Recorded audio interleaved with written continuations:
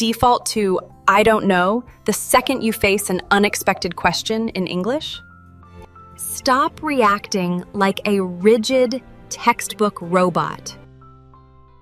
Don't forget to subscribe, hit the like button, and share this video with a friend. Here we go! Hey Liam, have you ever noticed how many English learners default to I don't know the second they face an unexpected question? Oh, absolutely. I think we've all been there. The thing is, that habit can make conversations sound super repetitive, even when the speaker actually knows way more English than they realize. Wait, so does that mean the phrase itself is a problem if you want to sound more natural? Not at all. I don't know is perfectly correct, and native speakers use it all the time. But if the phrase is correct, why do learners sound so limited when they rely on it? Because real-life conversations are dynamic. Using the exact same blanket response for every single scenario makes your communication sound robotic. What do you mean by different scenarios?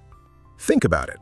Sometimes you genuinely have zero idea. Sometimes you're just a bit uncertain. And sometimes you actually know the answer, but just need a few seconds to buy some time and think. Ah, I see. Is that why fluent speakers always seem so flexible and adaptable? Exactly. It's not that they have a secret dictionary, they just have a few different tools in their pocket and choose the one that actually matches the moment. Okay, so if we want to break this habit, what's the very first alternative learners should start using? I'd say the absolute best one to start with is, I'm not sure. It's incredibly common and instantly softens your tone. And when exactly does I'm not sure work better than a hard I don't know? It's perfect for those moments when you think you might know the answer, but you're just not 100% confident about it. It leaves the door open. Can you give me a quick, realistic example? Sure. Imagine someone asks you if that new restaurant down the street is still open. If you think it closes early, but aren't positive, instead of a blunt, I don't know, you just say, I'm not sure, but we can check online. It completely changes the vibe of the conversation. Why does that response sound so much more natural than just blunting out, I don't know? Because it communicates a slight uncertainty rather than a total blackout of knowledge.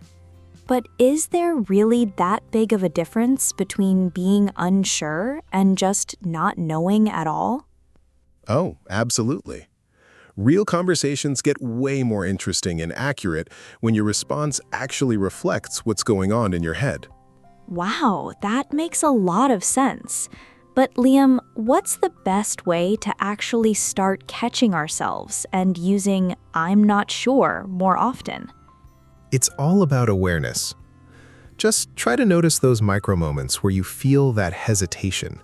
And right before I don't know slips out, swap it for I'm not sure.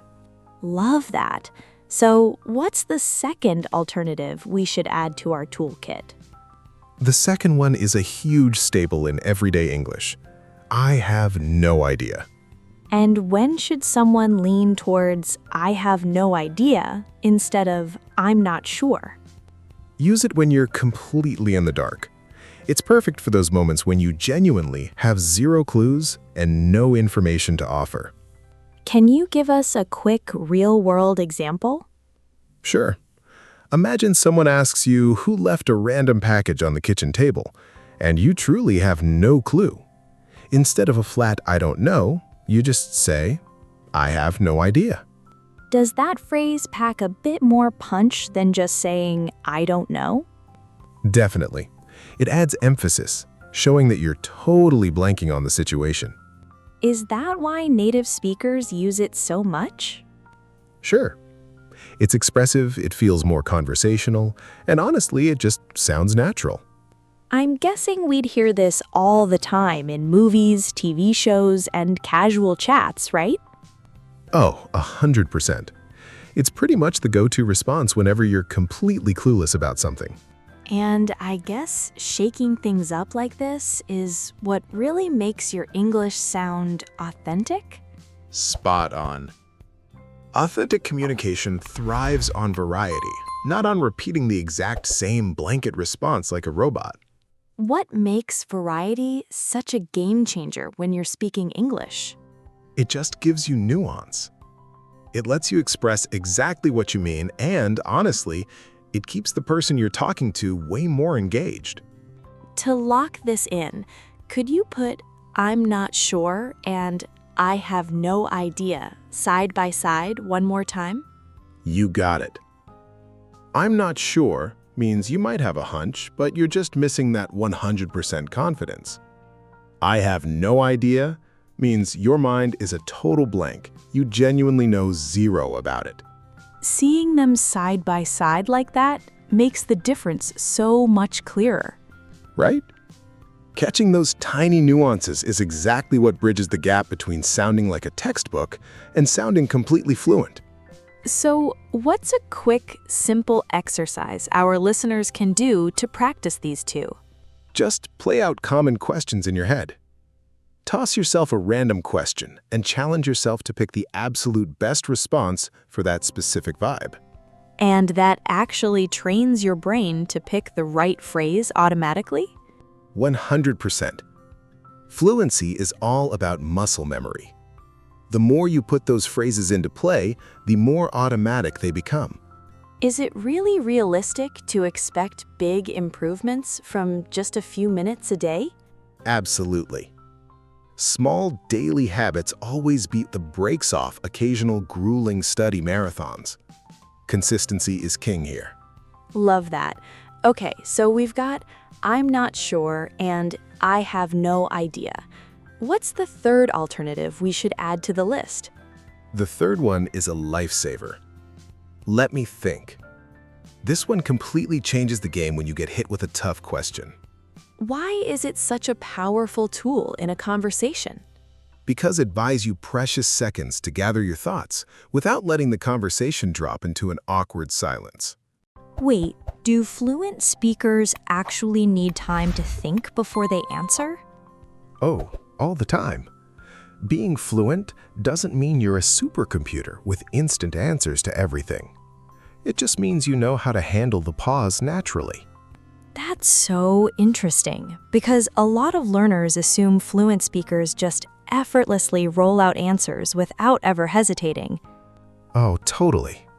People buy into that myth all the time, but the truth is, even native speakers need to pause and gather their thoughts when they get hit with a deep or thoughtful question. So what makes "let me think" sound so much better than just staying silent while you figure it out? Because it keeps the connection alive.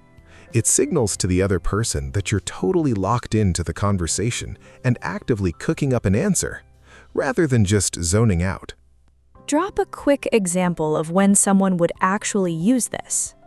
Sure. Say someone asks you what your absolute favorite movie of all time is. Instead of freezing up, you just smile and say, "Oh, let me think." And why does that bounce back so much better than a quick "I don't know"? Because it shows you're actually valuing their question and giving it some real thought, instead of just shutting the conversation down. So, "let me think" doesn't just buy you time, it can actually make your final answer way better. Exactly. Those extra 2 or 3 seconds give your brain a chance to organize your thoughts and deliver a much cleaner response. Does this phrase hold up in professional settings too, or is it strictly casual? Oh, it's a massive asset at work. Taking a beat shows you're thoughtful. And in the workplace, a considered answer is always appreciated over a rushed, messy one. What's an easy way for learners to start practicing this one? Just throw random, tough questions at yourself throughout the day. Before you say anything else, train your brain to kick things off with a smooth, let me think. Perfect.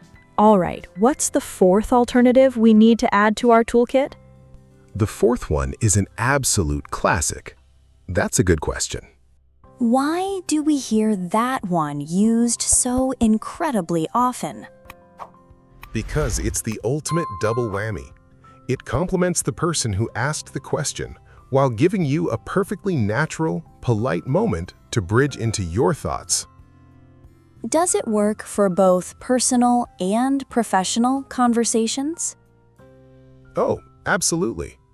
It strikes that perfect balance. It sounds polite, thoughtful, and completely conversational all at the same time. Can you share a quick example of how it might play out? Sure. If someone asks you what the biggest lesson you've learned so far this year is, you can buy yourself a second by starting with, "Oh, that's a good question." Is this something native speakers do a lot? Constantly, especially when the topic gets a bit more meaningful or complex. Last, but definitely not least, what is the fifth and final alternative? The fifth one is a beautiful phrase. I haven't thought about that. When exactly would someone want to pull that one out of their pocket? You use it when the topic catches you completely off guard, something you've literally never sat down and considered before. Why does that land differently than a flat, I don't know? Because it explains why you don't have an answer ready, rather than just shutting the conversation down with a dead end. Could you give us an example? Imagine someone asks you exactly where you want to live 10 years from now.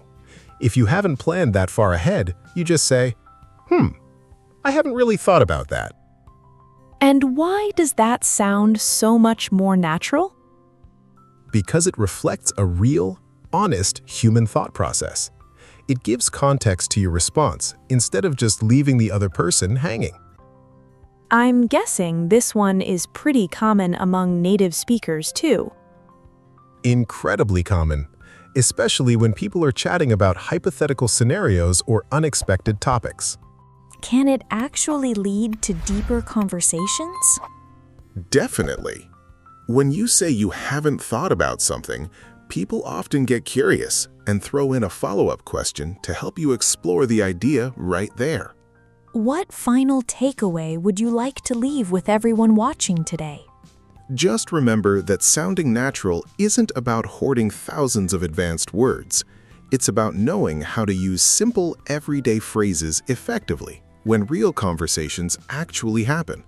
So if our viewers start dropping these alternatives instead of repeating, I don't know, on autopilot, their conversations will automatically sound way more engaging? 100%. You'll instantly start expressing yourself with way more precision, confidence, and flexibility. What is the very first step everyone should take as soon as this video ends? Pick just one of these 5 expressions and commit to using it in your very next English conversation. Out of the 5, which one do you think is the absolute easiest for most learners to start using today? I'd say start with I'm not sure. It's low-hanging fruit because it fits seamlessly into almost any everyday situation. What would you like our viewers to do before they head out? Drop a comment below using one of the 5 we practiced today and tell us which one you're going to try out first. Any parting words of wisdom as they continue their English journey? Just remember that every natural conversation is built one small phrase at a time. Keep practicing, stay curious, and trust the process. Love that. Well, guys, that wraps up today's episode on breaking the I don't know habit. But don't go just yet. If you really want to take your fluency to the next level, you need to change the way you practice. So right now, click on the video appearing on your screen. Stop studying English like everyone else. In that one, we're going to blow up the traditional textbook methods and show you exactly how the most successful learners actually acquire the language naturally. See you there. Bye!